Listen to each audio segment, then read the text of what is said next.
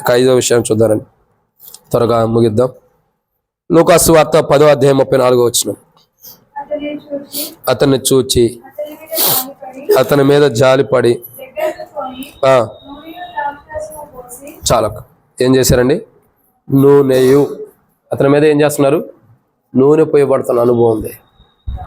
నూనె ద్వారా మానవునికి ఎంతో ఆరోగ్యం ఉంది లేదా? ఉంది. నూనె పోయటం అనేది చాలా ధన్యత. నూనెయు అని రాయబడుతూ వచ్చింది, కానీ ఈ నూనెయు మనం ఇంకో కోణంలో చూసినట్లయితే మానవులకి స్వస్థత కొరకు వాడేదని కూడా మనం చెప్పుకోవచ్చు. ఎలాంటిది? మానవులకి స్వస్థత కొరకు వాడేది. ఈ నూనె ఎలాంటిదంటే కూరలో వండుకునే నూనె అని కాదు, ఇది స్వస్థతల కొరకైనటువంటి ఆయిల్. మీరు చూడండి, మోకాళ్ళ నొప్పులు వచ్చిన వాళ్ళకి కొంత ఆయిల్ ఇస్తారు, ఈ ఆయిల్ రాసుకోండి మోకాళ్ళ నొప్పులు తగ్గుతాయి. ఆయిల్ తీసుకెళ్ళి మనం కూరలో వండుకోం కదా. అంటే ఆయిల్ అనేది రకరకాల విధానాల్లో ఉంటుంది. ఇక్కడున్న నూనె ఎలాంటిదంటే ఆ గాయములకు స్వస్థత నొందటం కొరకే రాయబడుతున్న నూనె. అంటే ఆ కుమారుడి యొక్క జీవితంలో ఏదైతే బలహీనత ఉందో దాని కొరకు, స్వస్థత కొరకు ఉపయోగించేటటువంటి నూనె. ఆ నూనె దేవుని ప్రేమ, ఆ నూనె దేవుని స్నేహం, ఆ నూనె ప్రభు యొక్క గుణ లక్షణం. ఇవన్నీ కలిగి ఉండటం ద్వారా చూడండి, ఈ నూనె తీసుకెళ్ళి ఏం చేస్తున్నాడు? ఆ వ్యక్తి మీద పోస్తున్నాడు, ఆ గాయం మీద పోస్తున్నాడు. అంటే మనం ఒక కొర ప్రాణంతో ఉన్న వ్యక్తి దగ్గరికి, మరణపు అంచుల్లో కొర ప్రాణంతో కొట్టుకుంటున్నటువంటి పాపంలో లోకంలో జీవిస్తూ కొర ప్రాణంతో ఉన్న మానవుడి దగ్గరికి మనం వెళ్ళి, నూనె అంటే ప్రభు ప్రేమ, ప్రభు స్నేహము, ప్రభు యొక్క విధానం, ప్రణాళికలు, ఆయన ఉద్దేశాలు, ఆయన ఎంత గొప్ప ప్రేమికుడో ఆ ప్రేమని ఆ గాయములతో ఉన్న వ్యక్తి పైన పోస్తే ప్రభు ప్రేమని ఖచ్చితంగా గాయాలన్నీ కూడా పోర్చబడతాయి. ఏమవుతుంది? ఆ నూనెకు ఉన్నటువంటి అద్భుతం అక్కడ జరుగుతూ వస్తుంది. నూనె చూడండి, యాకోబు పత్రిక 5వ అధ్యాయం 13-14 వచనాలు ఏమని రాయబడుతూ వచ్చింది? మీలో ఎవరైనా రోగైనాడా అతడు ఊరి పెద్దలను పిలిపించుకుని, పెద్దలంటే ఎవరు? పాత నిబంధన కాలంలో సేవకులు పెద్దలంటే ఎవరో తెలుసా? కొత్త నిబంధన కాలంలో పెద్దలని రాశారు. పెద్దలు ఎవరో తెలుసా? పాత నిబంధన కాలంలో సంఘానికి పెద్దలు ఉంటారు, కొత్త నిబంధన కాలంలో సంఘానికి పెద్దలు లేరు. పెద్దలంటే ఎవరో తెలుసా? సేవకులే. నేను ఇదే తెలియక పెద్దలంటే మామూలు పెద్దలేమో అనుకున్నా. ఓ సేవకుడు చెప్పాడు, అయ్యా పెద్దలంటే ఈ పెద్దలు కాదు, పూర్వ దినాల్లో సేవకులు పెద్దలని పిలిచేవాళ్ళంట. సంఘానికి పెద్ద కాబట్టి పెద్ద అని పిలిచేవాడంట. కొత్త నిబంధనలో పెద్దలు లేరు సంఘానికి. క్రీస్తే సంఘం, క్రీస్తే శరీరం. పాత నిబంధనలో సంఘానికి పెద్దలు ఉంటారు కానీ కొత్త నిబంధనలో లేరు. కొత్త నిబంధనలో సంఘానికి పెద్ద ఎవరంటే ప్రభువే. ఆయన తర్వాత ఆయన కింద నిలబెట్టుకుంది ఎవరినంటే సేవకుల్ని. అందుకే యోహాను కూడా అంటాడు, యోహాను రాసిన పత్రికలో పెద్దనైనా నేను అంటాడు. పేతురు కూడా చెబుతాడు పెద్దనైనా నేను అంటాడు. పౌలు కూడా అనేక కోణాలు చెబుతాడు పెద్దనైనా నేను. పెద్దలంటే ఎవరంటే ఒక సేవకుడు అని అర్థం, సంఘంలో బాధ్యత వహించే సేవకుడు. అయితే ఆ నూనె తీసుకెళ్లి ప్రార్థన, ఒక నూనె ద్వారా ఏం జరుగుతుందండి? స్వస్థత వస్తుంది. ఆ నూనె ద్వారా ఏమొస్తుంది? స్వస్థత. ఇప్పుడు ఏం చేస్తున్నాడు ఈయన? ఒక సేవకుని యొక్క అనుభవంలోకి వచ్చాడు సమరయుడు. ఎలా వచ్చాడు? సేవకుని యొక్క అనుభవంలో గాయములతో ఉన్న వ్యక్తి దగ్గరకు నూనె రాస్తున్నాడు. ఆ గాయములతో ఉన్న వ్యక్తి దగ్గరకు వచ్చి నూనె రాయటం ద్వారా యాకోబు పత్రిక 5వ అధ్యాయం 13-14 వచనాల్లో ఏమైతుందో ఆ అనుభవం ఇక్కడ కనపరచబడబోతుంది. నూనె రాసి ఎంత గొప్ప అద్భుతం చూడండి. ఒక గాయమయ్యి రక్తముతో ఉన్న వ్యక్తికి నూనె రాస్తే ఆ రక్తం కూడా కొద్దిగా ఆగిపోయే గుణ లక్షణాలు ఉండేది. మనం పసుపు పెడతాం, కానీ నూనె రాస్తే కూడా ఆ జిగటికి దానికి ఉన్న అటువంటి అనుభవానికి ఆ రక్తం కూడా కారుకోకుండా ఆపేసింది. ప్రియులారా, నూనె దేవుని ప్రేమ, దేవునితో సహవాసం, కొర ప్రాణంతో ఉన్న వ్యక్తి పైన మనం కుమ్మరించాలి. అప్పుడు అతనిలో వచ్చిన విశ్వాసాన్ని బట్టి అతడు ఏమవుతాడు? సజీవుడు అవుతాడు. కాబట్టి ఐదో మాటేనా? 5వదిగా ప్రభు ప్రేమ, దేవునితో సావాసం కలిగిన సమరయుడు. నులివెచ్చని స్థితి నుండి మార్పు చెందిన సమరయుడు ఎలా ఉన్నాడు? నూనె పోస్తున్నాడు. అంటే ప్రభు ప్రేమ, ప్రభువుతో ఉండే సహవాసాన్ని అందిస్తున్నాడు, ప్రభు యొక్క స్నేహాన్ని తెలియపరుస్తున్నాడు కొర ప్రాణంతో ఉన్న వ్యక్తుల పైన. ఈరోజు మనం దేవుని బిడ్డలుగా ఉన్నాం. మనం కూడా కొర ప్రాణంతో, పాపంతో, లోకంతో చనిపోతానికి సిద్ధంగా ఉన్న వ్యక్తుల పైన ప్రభు ప్రేమ, ప్రభు యొక్క ప్రేమ, దేవుని యొక్క సహవాసం ఎంత గొప్పదో తెలియపరచాలి. అబ్రహాము దేవునితో సహవాసం ఉన్నాడు, గర్భఫలం పొందుకుంటూ వచ్చాడు. ఇంకా వేవేల ప్రజలకు తండ్రిగా నియమించబడుతూ వచ్చాడు. అవునా? ఇంకా నీతిమంతులు తండ్రిగా చేయబడుతూ వచ్చాడు. ఇంకా దేవునికి స్నేహితుడిగా అవుతూ వచ్చాడు. కాబట్టి ఇది గొప్ప ధన్యత. దేవునితో స్నేహం కలిగిన వ్యక్తి ఇట్టి అనుభవాల్లో ఉంటాడు, ఆశీర్వదించబడతాడు. ఇంకా ప్రభు ప్రేమ కలిగిన వ్యక్తికి మరొక అద్భుతమైన ఆశీర్వాదం ఏంటంటే క్రీస్తులో ఆశీర్వాదాలు ఉన్నాయి. ఇవన్నీ కలిగి ఉంటాం, కానీ లవోదికయ ఇవన్నీ కలిగి లేకపోతాం, ఇవన్నీ పొందుకోలేకపోతుంది. ఎందుకంటే లవోదికయ కొర ప్రాణంతో ఉన్న వ్యక్తి దగ్గర చోట అతని దగ్గరికి రావటం లేదు, ఇంకా కొర ప్రాణంతో ఉన్న వ్యక్తి పడి ఉన్న చోటుకి రావటం లేదు, అతని దగ్గరికి వెళ్ళటం లేదు, అతను చూడటం లేదు, అతని మీద జాలి పడటం లేదు. ఇంకా లవోదికయ ఏ స్థితిలో ఉంది? ఎలా ఉంది? నూనె అంటే ప్రభు ప్రేమ, ప్రభు దేవునితో ఉండే సావాసాన్ని కుమ్మరించే అనుభవం లవోదికయ లేదు. ఎందుకంటే లవోదికయలోనే దేవుని ప్రేమ పోయింది, లవోదికయలోనే దేవునితో ఉండే సావాసం కట్ అయిపోయింది. అందుకనే లవోదికయ తాను ఎదుటి వ్యక్తి కనపరచలేకపోతుంది. అందుకే లవోదికయతో మాట్లాడుతున్నాడు, నులివెచ్చని స్థితిలో ఉండవు, ప్రభు ప్రేమ ఉన్నట్టే ఉండవు కానీ లేదు, ప్రభుత్వం దేవునితో సావాసం ఉన్నట్టే ఉండవు కానీ అది లేదు నీలో. అంటే లవోదికయ ఈ స్థితిలో ఉంది. అందుకే మార్పు చెందమని చెబుతున్నాడు లవోదికయ. కానీ లవోదికయ మార్పు చెందలేని స్థితిలో ఉంది. బహుశా మనం కూడా అటువంటి స్థితి నుండి సరి చేసుకుందాం. ఇది 5వ మాట. ఇంకా 6వ విషయం చూద్దారండి, ముగిద్దాం. లూకా సువార్త 10వ అధ్యాయం 34వ వచనం. అతన్ని చూచి అతని మీద జాలిపడి దగ్గరకు పోయి నూనెయు చాలండి 6వదిగా ద్రాక్షారసము. ద్రాక్షారసం ఎలాంటిదంటే మానవుడికి జీవాన్ని ఇచ్చింది. ఈ ద్రాక్షారసంగా ఉన్న గుణలక్షణం ఏంటో తెలుసా? ద్రాక్షారసం ఎలాంటిదంటే గాయమును మాన్పడానికి కూడా ఉపయోగపడింది. ఎలాంటిది ద్రాక్షారసం? గాయమును మాన్పడానికి కూడా ఉపయోగపడింది. ఈ ద్రాక్షారసం అనేది అంత సులువైనది కాదు, తక్కువ అంచనా వేయొద్దు. ద్రాక్షారసం అంటే మనం ప్రభు యొక్క దేహంలో ప్రభు యొక్క రక్తంలో పాల్గొంటున్నామంటే అంత తక్కువగా ఏదో ద్రాక్షాకాయల నుండి తీయబడిన రసం అని అనుకోవద్దు మనం. అంటే ప్రభు యొక్క రక్తం అనే మనం ఆలోచన చేయాలి, కానీ ఏదో ద్రాక్షారసం అన్న మైండ్ సెట్లో మనం ఉండకూడదు. చాలా మంది ద్రాక్షారసం అన్న మైండ్ సెట్లో ఉంటారు. చూడండి, ద్రాక్షారసానికి ఉన్న గుణలక్షణం ఏంటంటే గాయముల మీద పోస్తే ఆ గాయములు బాగైపోతాయి. ఏమవుతాయండి? గాయముల మీద పోస్తే గాయమైపోతాయి. నాకు తెలియదు ఈ విషయం. ఓ రోజు ఒక తాగుబోతు అతను, నేను ఆంధ్రాలో సేవ చేస్తున్నప్పుడు నా దగ్గరికి వచ్చాడు. బాగా గాయములు అయి ఉన్నాయి, బాగా గాయములు అయి ఉంటే అంటున్నాడు నా దగ్గరికి వచ్చి, పాస్టర్ గారు ఒక 50 రూపాయలు ఇవ్వన్నాడు. ఎందుకన్నా? ఒక క్వార్టర్ ముందు తెచ్చుకుంటానన్నాడు. నేను సేవకుణ్ణి, నేను సేవ చేస్తున్నా, నా దగ్గరకు వచ్చి ముందు తాగుతాను డబ్బులు అడుగుతావేంది అన్నాడు. నీకు ఆ విషయం చెప్పనా అన్నాడు. నేను అడిగితే చెప్పాను, నేను తాగడానికి కాదండి, ఆల్రెడీ తాగే ఉన్నాను, ఇంకో క్వార్టర్ తెచ్చుకుని నా గాయాల మీద పోసుకుంటే తగ్గిపోయింది, అందుకని అది తెచ్చుకుందామని. ఇది నువ్వు మంచి పనికేగా వాడేది అంటున్నాడు. ఏమంటున్నాడు? మంచి పనికే కదా, నేను ఆల్రెడీ తాగుంటా, నేను తాగడానికి నేను డబ్బులు అడగల్లా, నేను వెళ్ళి మళ్ళీ ఇంకోటి తెచ్చుకుని నా శరీరం మీద ఎక్కడ గాయాలైనా వాటి మీద పోసుకుంటే తగ్గిపోయింది అన్నాడు. నాకు ఆ రోజు వరకు కూడా దాని గురించి తెలియదు. నిజంగా తగ్గిపోయిద్దా? ద్రాక్షారసానికి కొండ మాధుర్యం అంతేనండి అన్నాడు. ఏమోలయ్యా, ఆ మాధుర్యాన్ని నేను ఎప్పుడు టేస్ట్ చేయలేదు కాబట్టి నాకు తెలియదులే, నా దగ్గర డబ్బులు వాళ్ళు ఏమో నువ్వు వెళ్ళిపోయని చెప్పన్నా. ఎందుకంటే దానికి నేను సహకరించిన వాడిని అవుతా. ఆ రోజు నాకు అర్థమైంది. చాలా మందిని కూడా అడుగుతూ వచ్చా. అవును, ద్రాక్షారసు కొండ గుణలక్షణం ఏంటంటే గాయముల మీద పోయించినప్పుడు ఆ గాయములు పూర్తి చేసిద్ది. ఏం చేస్తుంది? ఆ గాయములు పూర్తి చేసేది కొంటే ద్రాక్షారసానికి ఉన్నటువంటి గుణలక్షణం అంత గొప్పది. కానీ ఆ ద్రాక్షారసాన్ని మనం గుర్తించలేకపోతున్నాం. మనమే ఎన్నో గాయాల్లో ఉంటున్నాం. ప్రభు ప్రేమను విడిచిపెట్టి, దేవునితో ఉన్న స్నేహాన్ని విడిచిపెట్టి ఎన్నో గాయాలు చేయబడిన వారు ఉన్నాం. కానీ ఆ గాయాన్ని మనం ఏం చేస్తున్నాం? వాటిని మనం పూడ్చుకోలేని స్థితిలో ఉన్నాం. ఆ యొక్క విధానాన్ని మనం సరి చేసుకోలేని స్థితిలో ఉన్నాం. కానీ నిజమైన ప్రభు ప్రేమ కలిగి, దేవునితో సహవాసం కలిగి, నులివెచ్చని స్థితి నుండి మార్పు చెందినటువంటి దేవుని బిడ్డ ఎలా ఉన్నాడు? ద్రాక్షారసం పోస్తున్నాడు ఆ గాయం మీద. ఎందుకంటే ఆ గాయమునకు ఉన్న బలహీనత పోవటానికి, ఆ గాయముకుండా బలహీనత నుండి, అది అంటారు కదా, గాయంలో ఉన్నప్పుడు మనం టించరో లేదా ఏదో ఇంకొక వాటర్ వేస్తారు. ఏం వాటర్ అయ్యి? రోజు వాటర్ కాదు, ఇంకోటి ఏదో అంటారు. గాయంలో అయినప్పుడు ఒక చిన్న బాటిల్ ఉంది, వాటర్ పోస్తాం ఏంటి, టించర్ కాదు అక్క, ఇంకోటి ఉంది తెల్లది, హైడ్రోజన్ ప్రొడక్ట్స్. ఆ వాటర్ పోసినప్పుడు ఏమైందంటే ఆ గాయంలో ఉన్న చెడు వాటర్ అంతా కూడా బయటకు వచ్చేసింది. మీరు చూడండి, వచ్చేసిన తర్వాత ఏం చేస్తాం?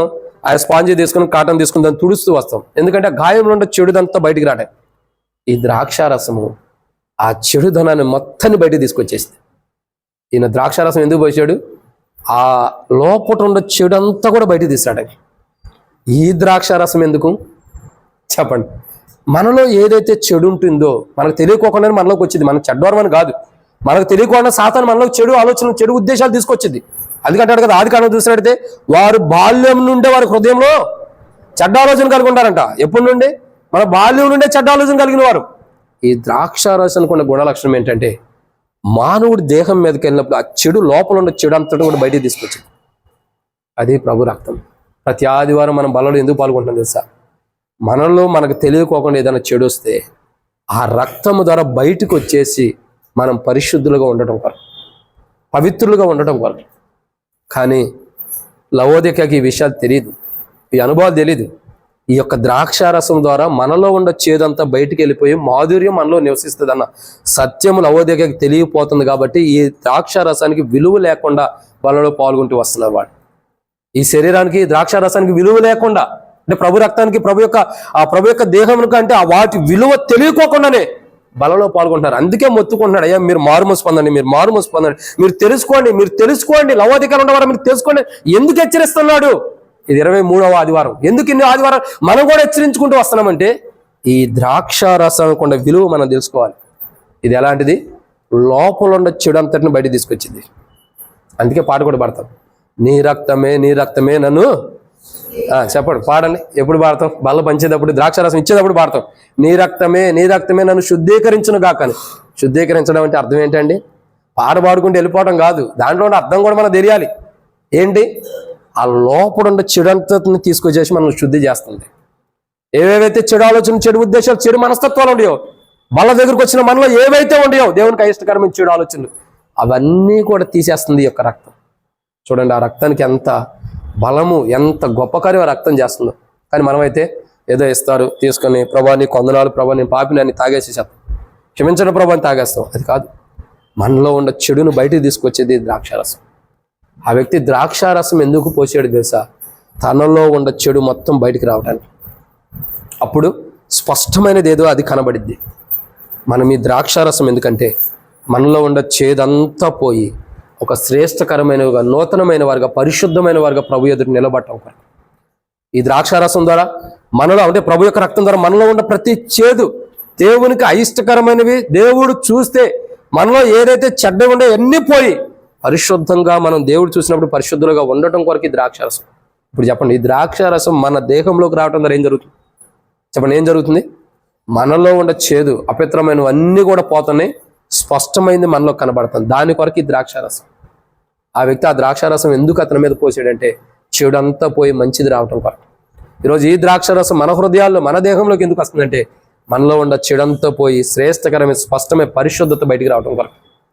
గొప్ప విధానంలో చూడండి, మంచి సమరయులు, లేదంటే ప్రభు ద్వారా ప్రేమించబడి దేవునితో సావాసం కలిగినటువంటి నిజమైన సమరయుడు, నిలువెచ్చని స్థితి నుండి మార్పు చెందిన వ్యక్తి తన జీవితంలో ఏం చేస్తాడు? చెడంతా తీసేసుకుని మంచి ధనంలోకి రావడానికి ఇష్టపడతాడు. లవోదికయతో అదే చెబుతున్నాడు, నీలో ఉన్న చెడు మొత్తం తీసేసుకో. ఇది అంత్య దినాల్లో జరగబోతున్న విషయాలు, అపాయకరమైన దినాలు రాబోతున్నాయి. నీలో ఉన్న చెడును బట్టి నువ్వు నష్టపోయే దినాలు రాబోతున్నాయి అని లవోదికకి హెచ్చరిస్తున్నాడు. ఏవైతే చెడ్డ పనులు ఉన్నాయో అవన్నీ తీసేసుకో, తద్వారా నీ జీవితం బాగుపడిద్ది. అందుకే నేను నా కుమారుని యొక్క రక్తము, నా కుమారుని యొక్క దేహం నీ దగ్గర సమీపంగా ఉంచానని లవోదికకి బయలుపరుస్తున్నాడు. కానీ లవోదికయ, ఇది ప్రభు దేహం కాదు, ఒక రొట్టె. ఇది గోధుమలతో జొన్న రొట్టె చేయబడినట్టుగా ఒక రొట్టె, ద్రాక్షకాయలతో తీయబడిన ద్రాక్షారసం అన్నట్టుగానే బలలో పాల్గొంటుంది లవోదిక. కానీ ఇది దున్నబడిన దేహము, విరగ్గొట్టబడిన దేహము, నలగొట్టబడిన దేహము, మనలో ఉన్న చెడును బయట తీసుకొచ్చే ప్రభు యొక్క రక్తం అని గుర్తెరగని స్థితిలో బలలో పాల్గొంటున్నారు. అందుకే లవోదికతో ప్రభు మాట్లాడుతున్నాడు, మీ స్థితిగతులు బాగోలేదు, సరిగా లేవు, ఇప్పటికైనా మారు మనసు పొందండి. నేను మిమ్మల్ని ప్రేమతో గద్దిస్తున్నది దేని కొరకంటే ప్రభు చేత గద్దించబడిన వాడు ధన్యుడు. ప్రభు ఎవరిని ప్రేమిస్తాడో వారిని గద్దిస్తాడు. కాబట్టి నేను లవోదిక మిమ్మల్ని ప్రేమిస్తున్నాను కాబట్టి మిమ్మల్ని గద్దిస్తున్నా, సరి చేసుకోండి. నా కుమారుని యొక్క రక్తం ఎలాంటిదంటే మీలో ఉన్న చెడు బయటికి తీసుకొచ్చేది. కానీ ఆ రక్తాన్నే నామకార్థమైన ద్రాక్షారసంగా తాగుతున్నారు ప్రజలు. బహుశా ఈరోజు మనం కూడా అలా తాగితే పశ్చాత్తాపడదాం, సరి చేసుకుందాం. ఇదన్నమాట 6. నిజమైన క్రైస్తవుడు, ప్రభు ప్రేమ, దేవునితో సావాసం కలిగిన క్రైస్తవుడు ఎలా ఉంటాడు? మార్పు చెందిన, నిలువెచ్చని స్థితి నుండి మార్పు చెందినటువంటి క్రైస్తవుడు ఎలా ఉంటాడు తెలుసా? 7 విషయాలు. 1, ఎలా ఉంటాడు? పడి ఉన్న చోటుకు వస్తాడు. కొర ప్రాణంతో ఉన్న వ్యక్తి దగ్గరికి పడి ఉన్న చోటుకు వస్తాడు, అతని దగ్గరికి వెళ్తాడు, అతన్ని చూస్తాడు, అతని మీద జాలి పడతాడు. 5వదిగా నూనె పోస్తాడు, దేవుని ప్రేమని, దేవునితో సావాసాన్ని అతను తెలియపరుస్తాడు. 6, తనలో ఉన్నటువంటి ఈ ప్రేమ, ఈ సావాసం, స్నేహం ఎప్పుడైతే ఆ కొర ప్రాణంతో ఉన్న వ్యక్తులకు వెళ్ళిదో అతనిలో ఉండే చెడు మొత్తం బయటకు వచ్చేస్తుంది. అర్థమవుతుందండి? అతనిలో ఉండే చెడు మొత్తం బయటకు తీసుకొస్తున్నాడు. ద్రాక్ష రసముకున్న విలువ అది. 7వ మాట ఏంటి తెలుసా? రండి, లూకాసు వార్త 10వ అధ్యాయం 34వ వచనం. లూకాసు వార్త 10వ అధ్యాయం 34వ వచనం. అతన్ని చూచి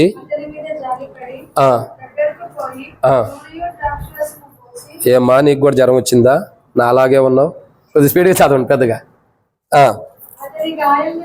అతని గాయములను కట్టి తన వాహనమును మీద ఎక్కించి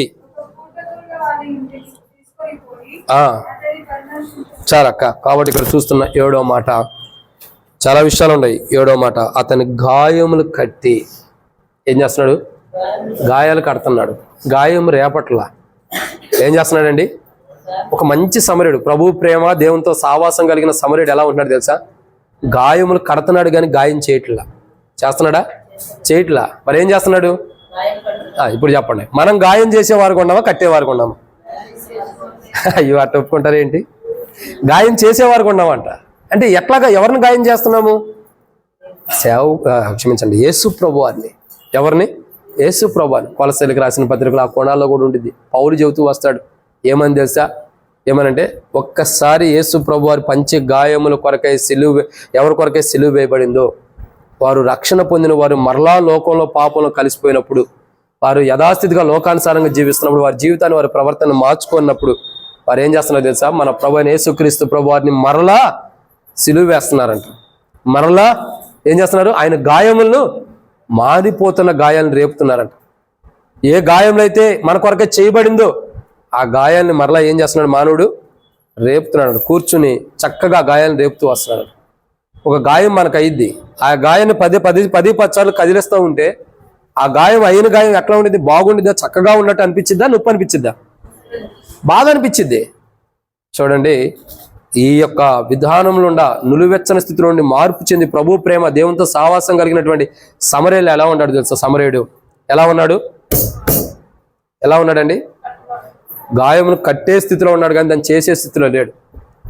నిజమైన క్రైస్తవుడు ప్రభు రక్తం ద్వారా కడగబడి పాప క్షమాపణ పొంది ప్రభు యొక్క మరణంలో పాలు పంపులు పొంది బాప్తిసం తీసుకుని ఆయనతో పాటు జీవాన్ని కలిగి ఉన్నటువంటి క్రైస్తవుడు ఎలా ఉంటాడు తెలుసా?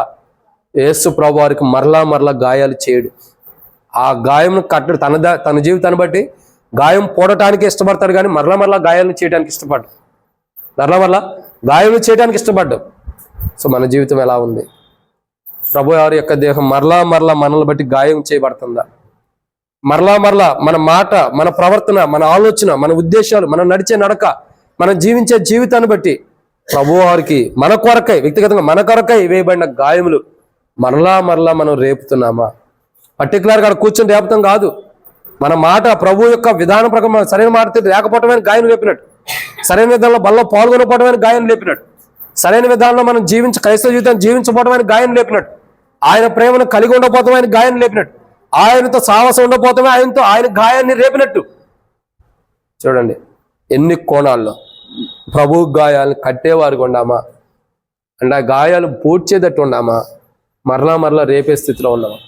పౌలదే ప్రజలకు హెచ్చరిస్తున్నాడు, మీరు మరలా ప్రభు యొక్క సిలువను వ్యర్థం చేయొద్దు, ఆ సిలువ కార్యమును వ్యర్థపరచుకోవద్దు. కానీ లవోదికయ ప్రభు సిలువ కార్యాన్ని, ప్రభు వారి పట్ల జరిగించిన సిలువ కార్యాన్ని వ్యర్థం చేసుకుంటారు, వ్యర్థపరుచుకుంటుంది. దాని విలువ తెలుసుకోలేకపోతుంది, దాని సామర్థ్యం, దాని గొప్పతనం, ఆ సిలువ యొక్క అనుభవాన్ని లవోదిక తెలుసుకోలేకపోతుంది. అందుకే మరలా గాయాలు రేపుతుంది లవోదికయ. ప్రియులారా, నీవు నేను కూడా మరలా గాయాలు రేపే స్థితిలో ఉంటే ప్రియులారా నష్టపోతాం. దేవుని శాపాన్ని తెచ్చుకుంటాం, దేవుని ఉగ్రతను తెచ్చుకుంటాం, చివరికి పరలోక రాజ్యాన్ని కూడా మనం కోల్పోతాం. ఆ గాయములే మన కొరకు చిందించబండి, ఆ గాయములే మన కొరకు చేయబండి. మరలా గాయాలను మనం ఎందుకు రేపాలా? మన కొరకే గాయపరచబడినప్పుడు మరలా గాయాలు మనం రేపాల్సినంత అవసరం లేదు. ఎగ్జాంపుల్ ఒక మాట చెప్పి నేను ముగిస్తా. మనం తప్పు చేసాం, ఓ దొంగతనమో పాపమో ఏదో తప్పు చేసాం. మనం తప్పు చేసినప్పుడు మనకు కలిగిన వారు ఎవరో ఒకళ్ళు వచ్చి ఆ తప్పు ఆయన చేయలేదు నేను చేశానని చెప్పి మనం చేసిన తప్పు ఎదుటి వ్యక్తి మీద వేసుకుని మనకు రావాల్సిన దెబ్బలని ఆయన తిన్నాడు అనుకోండి. అది భర్త అవ్వచ్చు, భార్య అవ్వచ్చు, కుటుంబీకులు అవ్వచ్చు, మన ఇంటి వారు. ఒక బాధ, మనం చేసిన తప్పు వాళ్ళ మీద వేసుకుని వాళ్ళు గాయపరచబడ్డారు. గాయంతో ఉన్న వ్యక్తి దగ్గరికి ఇంట్లోకి వెళ్ళి నా కోసం నువ్వు ఎటు గాయపడ్డావు, నేను చేసిన తప్పును బట్టి నువ్వు శిక్షించబడ్డావు అని చెప్పి ఒక పుల్ల తీసుకెళ్ళి ఒక పిన్నిస్ తీసుకెళ్ళి ఆ గాయాలను గుచ్చుతూ ఉంటామా? చెప్పండి, ఆ గాయాలను గుచ్చుతూ ఉంటామా? నేను దొంగతనం చేశాను, నాకు రావాల్సిన దెబ్బలు నువ్వు భరించావు కాబట్టి అని చెప్పి అవసరమైతే పూర్వదినాల పెద్దలు అనేవాళ్ళు వెన్న తీసుకెళ్ళి రాయటం ఏదో ఒకటి చేసేవాళ్ళు. ఆయింట్మెంట్, ఇప్పుడు ఆయింట్మెంట్లు వచ్చేసింది. అది తీసుకెళ్ళి రాస్తాం. ఎందుకంటే కుమారుడా, స్నేహితుడా, నాకు రావాల్సిన దెబ్బలు నువ్వు భరించావు కదా, నాకు రావాల్సిన శిక్షణ నువ్వు భరించావు కదా, అయ్యో ఇంత గొప్ప బాధలు భరించావు, ఇంత గొప్ప గాయాలు నీ దేహానికి అయినాయి అని చెప్పని ఆ ఆయింట్మెంటో వెన్నో ఏది ఉంటే అది రాస్తాం. ఎందుకు? ఆ నొప్పులు తగ్గటానికి, ఆ గాయాలు పోడటానికి. గాయములు కట్టబట్టాలని మనం ప్రయత్నం చేస్తాం, గాయాన్ని రేపడానికి ఇష్టపడం. గాయాన్ని రేపుతామా? ఇష్టపడం. ఒక వ్యక్తి బాగాలేదు అనుకో, దేహం బాగాలేదు, ఆ వ్యక్తి దగ్గరికి వెళ్ళి ఆ బాగాన్ని చూడమనేటప్పటికీ అన్నా ప్రైజ్ లాడ్ అంటే నీ ప్రైజ్ లాడ్ సంగతి తర్వాత, నాకు దేహానికి ఉన్న గాయం చూడు ఎంత నొప్పి పడుతుందో, ఆ ప్రైజ్ లాడ్ తర్వాత చెయ్యి అంటాడు. ఎందుకని? ఆ గాయమైన చేతిని పట్టుకుని మనం ప్రైజ్ లాడ్ అంటే ఎలా ఉంటుంది? మనం చెప్పే కూడా ఎలా ఉందా? బాధపరచబడుతున్నాడు. ఇక్కడ అంశం ఏంటంటే, మన కొరకై ఒక వ్యక్తి గాయాలు పొందినప్పుడు ఆ వ్యక్తిని మనం ఎంత సున్నితంగా చూసుకుంటామో, యేసు ప్రభువారు మన కొరకై గాయపరచబడినందుకు మనం ఇంకెంతగా ఆయన దేహాన్ని మనం చూడాలి, ఇంకెంత ఆయన దేహానికి విలువివ్వాలి అని ఈ రోజులు ఎలా ఉందంటే, ఆ దేహము సహజమైనదిగా అయిపోయింది, ఆ దేహము నార్మల్ అయిపోయింది. ఏదో వస్తున్నాం, బలలో పాల్గొంటున్నాం, పితరులు, మన తల్లిదండ్రులు, మన యొక్క కుటుంబీకులు అందరూ ఎలా బలలో పాల్గొంటూ వచ్చారు, నేను కూడా అట్టా పాల్గొంటున్నా. బల్ల విలువ తెలియట్లా. ప్రభు యొక్క దేహం, ప్రభు యొక్క రక్తపు యొక్క విలువ ప్రజలకు తెలియట్లా.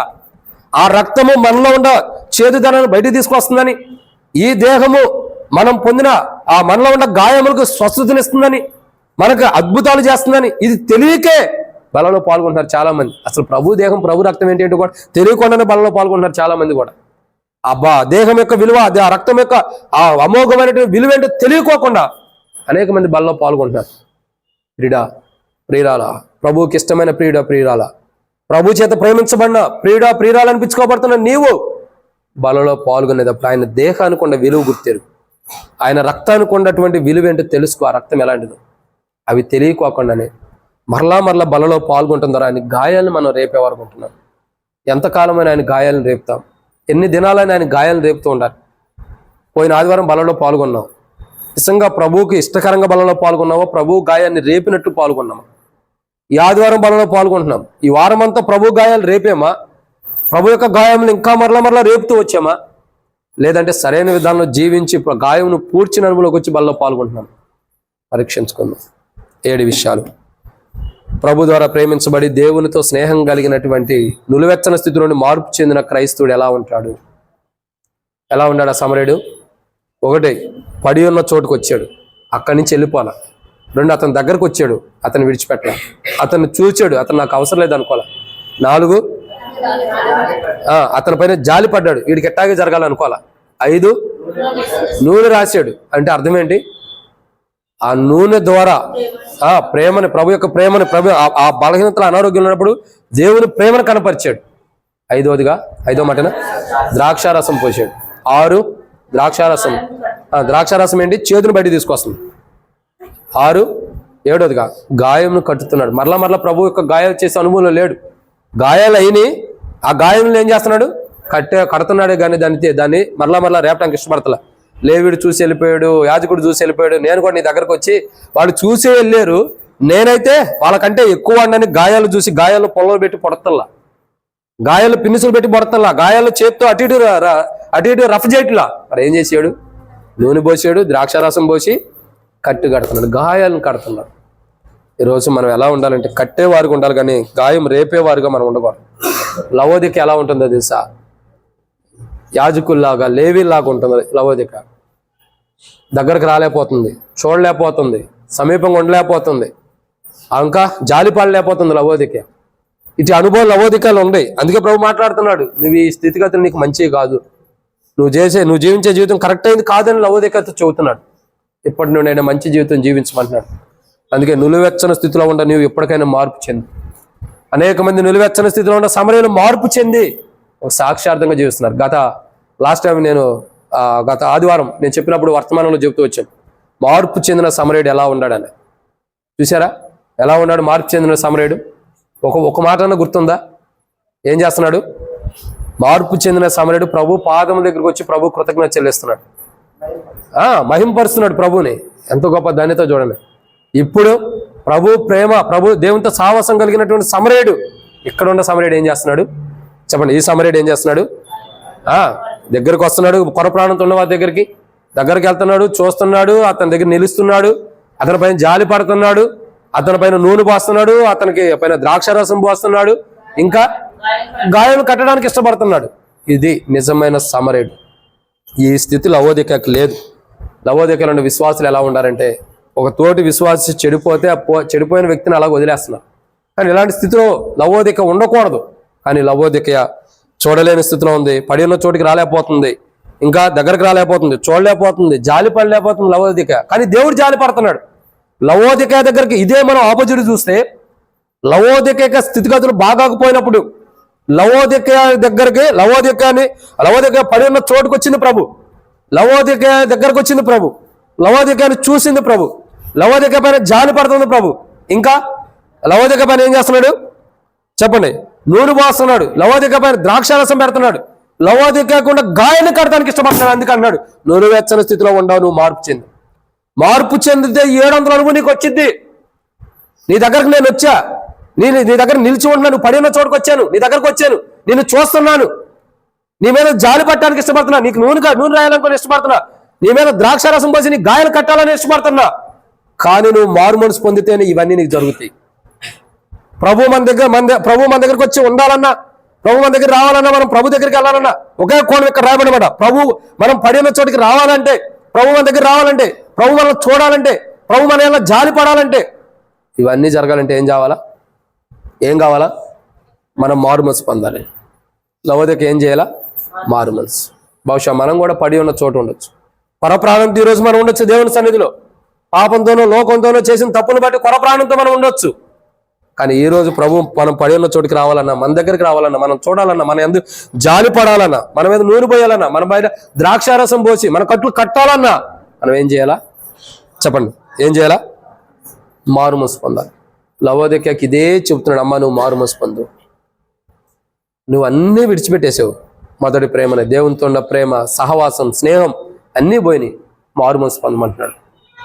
ప్రియులారా, లవోదిక నులివెచ్చని స్థితిలో నుండి మారు మనసు పొందట్లేదు. కనీసం ఈరోజు మనమైనా సరే నులివెచ్చని స్థితిలో ఉంటే మారు మనసు పొందుదాం. 7 అనుభవాలు మనం ఎక్కడో కొట్ట ఉండొచ్చు. అయితే దేవుడు మన దగ్గర రావడానికి ఇష్టపడుతున్నాడు, మనం దర్శించడానికి ఇష్టపడుతున్నాడు. మనం లేవీలాగా లేదంటే యాజకుల్లాగా ఉండొచ్చు, మనము నులివెచ్చని స్థితిలో కూడా ఉండొచ్చు. అయితే మనం చూస్తున్నాడు, మన దగ్గర రావడానికి ఇష్టపడుతున్నాడు, మనం పడి ఉన్న చోటుకు వచ్చి మనమైతే జాలి పడడానికి ఇష్టపడుతున్నాడు దేవుడు. మన గాయాలు కట్టడానికి ఇష్టపడుతున్నాడు. ఏ పాపం వల్ల మన గాయాలైనా తీసేయడానికి ఇష్టపడుతున్నాడు. ఏ అపవిత్రత వల్ల మనలో గాయాలవుతూ వచ్చిన వాటి నూనె ద్వారా కడిగి దాంట్లో దేవుని ప్రేమను కనపరిచి ఆ నూనెలో ఉన్నటువంటి గాయములు కట్టడానికి ఇష్టపడుతున్నాడు. ఇంకా చివరికి ఇక్కడ రాయబడిన మాట, మన గాయములు కట్టడానికి ఇష్టపడుతున్నాడు. మనం ఒక్క పని చేయాలి. లవోదిక కూడా ఒక్క పనే, మారు మనసు. ఏం చేయాలా? మారు మనసు. చూడండి, మార్పు చెందిన సమరేడు ఎవరంటే నులివెచ్చని స్థితిలో ఉండేవారు. కానీ అనేక మంది చెబుతూ వస్తారు, ఈ మంచి సమరేడు అంటే యేసు ప్రభువు. మరి యేసు ప్రభు గుణ లక్షణాలే మార్పు చెందిన వ్యక్తిలో ఉన్నాయి. మార్పు చెందిన వ్యక్తిలోనే యేసు ప్రభు గుణ లక్షణాలు ఉన్నాయి కదా. ఆ గుణ లక్షణాలే ఇతనిలో ఉన్న గుణ లక్షణాలే ప్రభువి. ప్రభు కలిగినవే ఇతనిలో ఉండే కాబట్టి అవన్నీ అతను చేయగలుగుతూ వచ్చాడు. అందుకే ఇతడు కూడా మంచి సమరయుడు. ప్రియులారా, మన జీవితం మార్పు చెందాలి. ఆయన అయితే మనల్ని బాగు చేయాలని ఇష్టపడుతున్నాడు. కానీ ఆయన మన దగ్గర నుంచి ఆశించేది ఒకటే, మారు మనసు. ఈరోజు ఏ విషయంలో మనం మారు మనసు పొందాలి? దేని విషయంలో మనం మారు మనసు పొందాలి? కొరప్రాణంతో ఉన్న వారి దగ్గరికి వెళ్ళలేక, నిలువెచ్చని స్థితిలో ఉన్నందుక, లేవీలాగా యాజకుల్లాగా ఉన్నందుక, లేదా నిస్సాయ స్థితిలో ఉన్నందుక, గాయాలు రేపుతున్నందుక, మనం దేని విషయంలో మారుమూసి పొందాలో ప్రభు దగ్గరికి వద్దాం, సరి చేసుకుందాం. ప్రభు పలాని విషయంలో లవోదిక మారుమూసి పొందాలి, అటు అనుభవం నేను కూడా మారుమూసి పొందాలి. ఈరోజు మారుమూసి పొందుతున్నా. నా జీవితాన్ని సరిచేసి, నా గాయములు కట్టి, నాలో ఉన్న చెడంతటిని తీసేసి నీ రక్తం ద్వారా నా జీవితాన్ని మార్చి ప్రభు అని ప్రార్థన చేద్దాం. అటు అనుభవంలోకి మనం వచ్చినట్లు ప్రభు సాయం చేయను గాక. ప్రార్థన. పరిశుద్ధుడు అయిన తండ్రి, మీకు స్తోత్రములు. మితమైన వాక్యం నీరుకట్టి ఫలింపచేయండి. ఎవరికైతే మారు మనసు అవసరమో, ఎవరైతే మారు మనసు పొందాలని ఇష్టపడుతున్నారో, ఎవరైతే మారు మనసు పొందిన అనుభవంలో ఉండాలని ఇష్టపడుతున్నారో అంటే వారందరిని కూడా మీరు దీవించండి. లవోదిక మారు మనసు పొందమని మీరు హెచ్చరిస్తున్నారు. లవోదిక మంచి సమరేయుడిలాగా, మార్పు చెందిన సమరేయుడు ఎలా ఉన్నాడు అలాగూ దేవుని ప్రేమ, దేవుని స్నేహం, క్రీస్తు యొక్క ప్రేమ కలిగిన సమరేయుడు ఎలా ఉన్నాడో అటువంటి ప్రేమ, అటువంటి స్నేహం కలిగిన సమరేయుడిలాగా మేము ఉండాలని ఆశిస్తున్నారు. అటువంటి విధానంలో మేము ఉండాలని కోరుకుంటున్నారు. కానీ లవోదిక అటు స్థితిలో లేదు. లవోదిక పడిన చోటుకు వచ్చారు, లవోదిక పడిన చోటుకు వచ్చారు, లవోదిక దగ్గరకు వస్తున్నారు, లవోదికని చూశారు, లవోదిక పైన జాలి పట్టడానికి ఇష్టపడుతున్నారు. కానీ లవోదికయ మటుకి మీరు జాలి పడుతున్నారన్న విషయాన్ని కూడా తెలుసుకోలేకపోతాం. మీరు తన పైన నూనె పోస్తారని, తన మీద ద్రాక్ష రసం పోసి తనలో ఉన్న చెడుని తీసివేస్తారని, దేవా తన గాయాలను కడతారన్న సత్యాన్ని లవోదికయ తెలుసుకోలేకపోతాం. ఈరోజు మేము కూడా అట్టి స్థితిలోనే ఉన్నాం. ప్రభా మమ్మల్ని కూడా క్షమించండి. మా జీవితంలో కూడా మార్చి మమ్మల్ని కూడా మీ మహిమార్థమై విధానం. మాలో ఉన్న గాయములు, ఎన్నో గాయాలు మాలో ఉండే, 1-2 కాదు లెక్కించలేని గాయములు మాలో ఉండే మిమ్మల్ని చేస్తున్నాయి. మేము ఎన్నో గాయాలు మిమ్మల్ని చేస్తూ వస్తున్నాం. ఎంతగానో మళ్ళా మీ శిలువలో మీకు గాయపరచబడిన గాయాలు మళ్ళా మా ప్రవర్తన, మా మాట, మా ఆలోచన, మా వైఖరిని బట్టి గాయాలు రేపుతున్న వాడుకుంటాం. ప్రభా మమ్మల్ని క్షమించు, నా మటుకి నన్ను క్షమించు. ప్రభా నా గాయములు కట్టడానికి నువ్వు ఇష్టపడుతున్నావు. నేను ఎక్కడ పాపంలో పడి ఉన్నాను, ఎక్కడ లోకంలో ఉన్నాను, అక్కడికి నువ్వు వచ్చావు, ఆ దగ్గరకు నువ్వు వచ్చావు, నన్ను చూస్తున్నావు, నా పట్ల జాలి పడటానికి ఇష్టపడుతున్నావు. అయితే నేను ఒక్కటే చేయాలా, మారు మనసు పొందితే నీ జాలి దేవా, నీ ప్రేమ, నీ స్నేహం దేవా, నీ ద్వారా గాయం కట్టబట్టం, నాలో ఉండే చేదుపోవటం, నీ ప్రేమ అన్నీ నాలోకి నివసిస్తాయి. దేవా ఈరోజు నేను అనేక విషయాల్లో మారు మనసు పొందుతున్నాను. ఒక విషయం కాదు, ఎందరో బలహీనంగా ఉన్నప్పుడు వారికి అట్టాగే జరగాలి, వీరికి ఎట్టాగే జరగాలన్నా క్షమించండి. అటువంటి అనుభవాలు నాలో ఉంది, అటువంటి మనస్తత్వం నాలో ఉంది, క్షమించండి. దేవా ఈ జీవితం ఇప్పటి నుండి బలహీనత, అనారోగ్యాలు ఉండే వారితో జాలి పడతా, వారి మీద వారిని నిందించి అవమానించే గుణ లక్షణాలు నాకు వద్దు. మంచి సమరయుడు, మార్పు చెందిన సమరయుడు, క్రీస్తు యేసు యొక్క ప్రేమ, దేవునితో సావాసం కలిగిన సమరయుడు ఎలా ఉన్నాడు, అది యేసు ప్రభు వారి యొక్క గుణ లక్షణాలు. అట్టి గుణ లక్షణాలు కలిగి నేను జీవించాలి. ప్రభా నేను గాయం కట్టేవాడికి ఉండాలి, రేపేవాడికి ఉండకూడదు. నేను అనేకుల్లో చెడు బయటికి తీసడానికి నేను ప్రయత్నం చేయలే, కానీ అనేకులు చెడులో పడేసేటట్టు నేను ఉండకూడదు. అనేకులు ప్రభు ప్రేమని, స్నేహాన్ని నింపాలే కానీ దాన్ని పోగొట్టే స్థితిలో నేను ఉండకూడదు. అనేకుల దగ్గరికి నేను వెళ్ళాలే కానీ అనేకులకు దూరంగా ఉండకూడదు. అనేకులు చూడాలే కానీ వాళ్ళు చూడని స్థితిలో నేను ఉండకూడదు. దేవా పడి ఉన్న చోటుకి నేను వెళ్ళాలే కానీ దానికి దూరంగా నేను వెళ్ళిపోకూడదు. యాజకులాగా, లేవీలాగా నిలువెచ్చని స్థితిలో ఉండే లవోదికలాగా నేను ఉండకూడదు. ప్రభా నన్ను క్షమించు. నిలువెచ్చని స్థితిలో ఉండే లవోదిక చూసి వెళ్ళిపోతాను. మారు మనసు పొందట్ల స్థితిగతులను బట్టి దేవా మారు మనసు అవసరం. నేను ఏ విషయాల్లో మారు మనసు పొందాలి ఈరోజు నాకు అనుమతించు. అటు మారు మనసు కలిగిన వాడినై బలలో పాల్గొన్నట్టు సహాయం చేయమని. నేను ఏవేవైతే నీ దృష్టిలో చెడు ఉండే, నాలో ఏవైతే నీ దృష్టిలో నేను పాపం చేస్తూ వచ్చి నీ గాయాలు రేపుతూ వచ్చాను, వాటన్నిటికి క్షమించి నా గాయాలను కట్టు ప్రభా, నాలో ఉన్న చెడును తీసివేసి నన్ను పరిశుద్ధపరచమని ప్రభు అయిన యేసుక్రీస్తు నామం పేరిట విశ్వాసంతో ప్రార్థించి స్తుతించి అడిగి పెట్టుకుంటున్నాను తండ్రి. ఇట్లు ప్రార్థన చేసుకుందాం. ఈరోజు చేయెత్తడం కూడా కాదు, కానీ ఇట్లు ప్రార్థన చేసుకుని ఇంకా ఏమైనా బలహీనతలు ప్రభు చూపిస్తుంటే, ఏవైతే ఆయన గాయాలు రేపిన అనుభవంలో ఉంటాయి, ఏవైతే బలహీనతలు ఉంటాయి, ఆయన రక్తం ద్వారా ఈరోజు కడగడానికి ఇష్టపడుతున్నాడు. ఆయన రక్తం ద్వారా మనలో ఉన్న చెడును బయట తీసేయడానికి ఇష్టపడుతున్నాడు. ఇంకేమన్నా ప్రభు చూపిస్తుంటే వాటిని సరి చేసుకుందాం. మంచి విధానంలో సరి చేసుకుని బలలో యోగ్యమైన రీతిలో పాల్గొందాం. ఏదో ఆషామాషిగా ప్రతి ఆదివారం బలలో పాల్గొనదు, యథాస్థితిగా పాల్గొనద్దు. ఒక నూతనమైన విధానంలో బలలో పాల్గొన్నట్టు ప్రభు మనకు సాయం చేస్తాడు. మనం సరి చేసుకుందాం. సరి చేసుకున్నట్టు ప్రభు సాయం చేయను గాక.